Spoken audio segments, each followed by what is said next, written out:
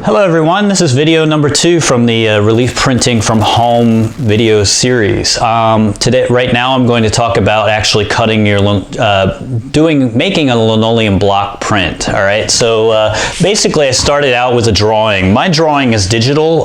It's a combination of working with Photoshop. I start out sometimes drawing images and then I'll scan them into the computer, manipulate them on Photoshop, and then I have my, and then I'll print my drawing out the size of the block that I need. In this case, it's 8 by 10, which is a standard we've been working with for my class. Then, once you have your drawing printed out, or have your drawing done on paper, you can then apply graphite to the back of the drawing like this, utilizing a graphite stick. If you didn't happen to have a graphite stick, you can just simply use a pencil. It'll just take a little longer.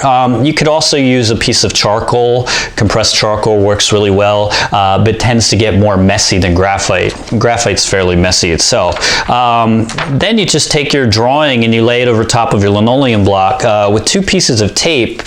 Tape it to the top of the linoleum block just like this.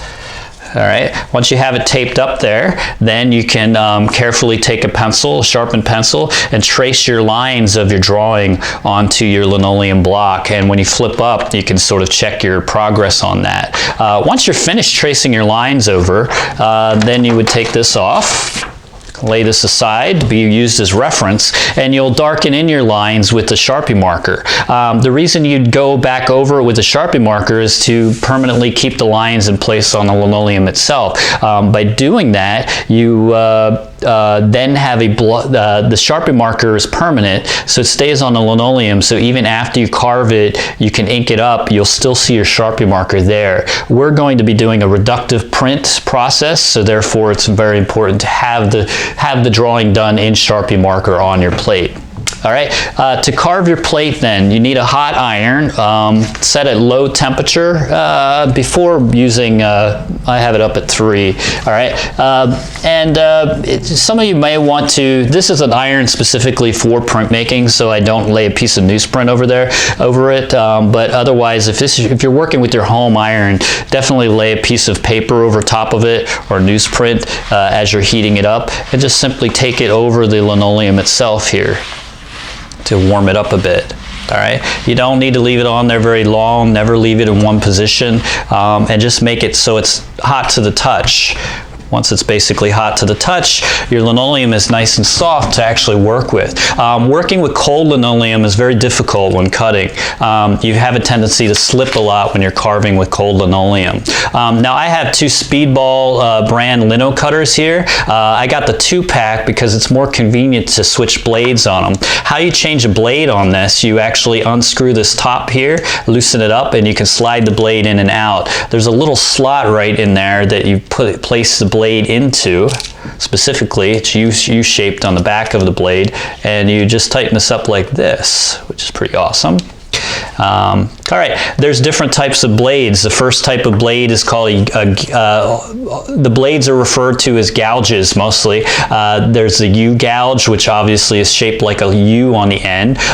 There's ones that are very narrow, number 1 being the narrowest, all the way up to number 5 being the widest U-gouge type blade that you have. And then you have V-gouges.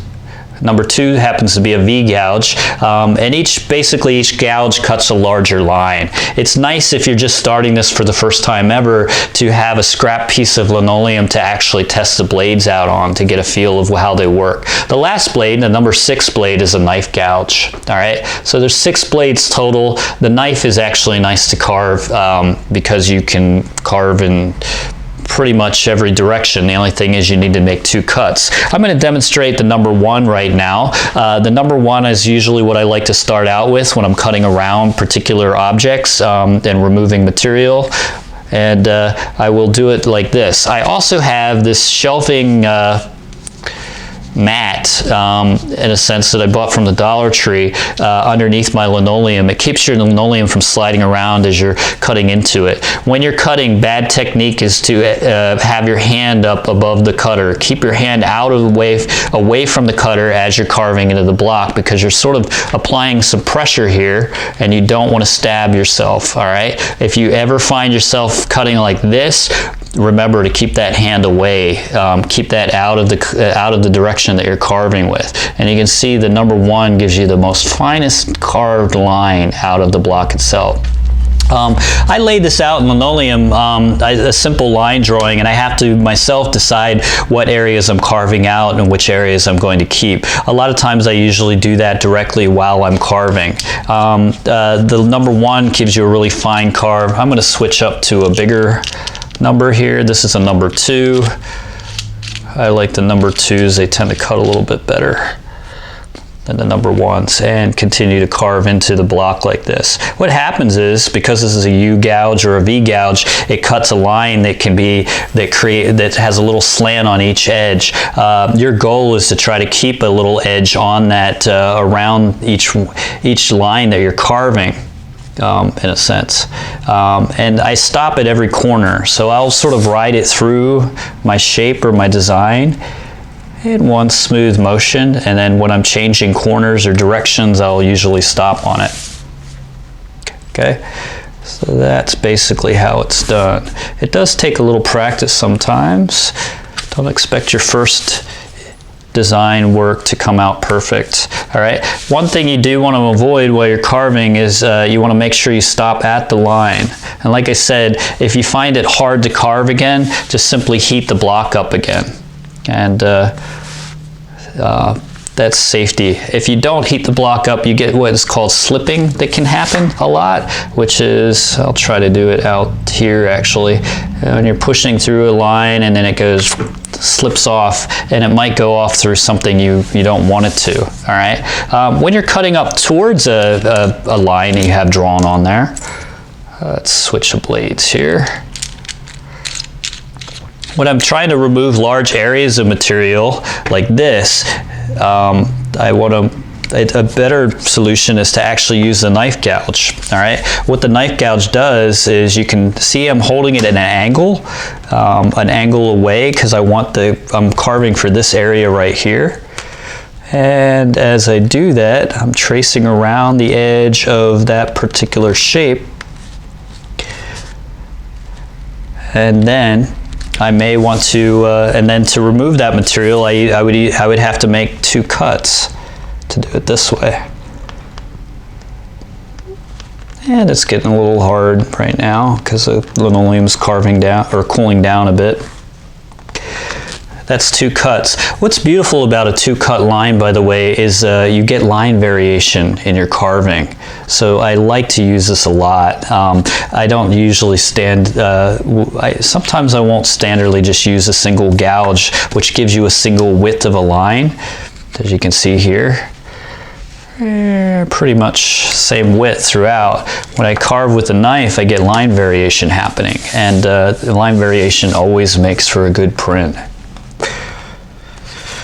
All right, so another way you can use the knife gouge is to protect lines that you're carving into. All right, so I'm going to carve around that area, and I'm going to remove material up to that particular area like this using a U gouge. That way it breaks off right there at the line I just carved with the knife gouge, which is pretty cool. Just like that, and carve right up into it. What else? When you're finished carving, since you're working at home, just dust your bits to the side, and it's convenient if you have a vacuum. You can just sit there and suck up all your bits all at one bit, or all at one time, or just use a dustpan and a hand broom to sweep it up and dump it in the trash. Make sure you vacuum your area after, to particularly so your parents don't get upset that you're creating such a mess, whether you be doing this in your own bedroom or wherever you work. All right, because it does get a little messy. I do love the smell of freshly warmed linoleum. It reminds me of printmaking so much. As you're carving. And as you're carving, you will get relaxed. Don't get too relaxed. Realize you've got knives in your hands, and always pay attention to where your other hand is. All right? So you don't cut yourself. I've gouged myself several times the first time I've done this, back in grade school.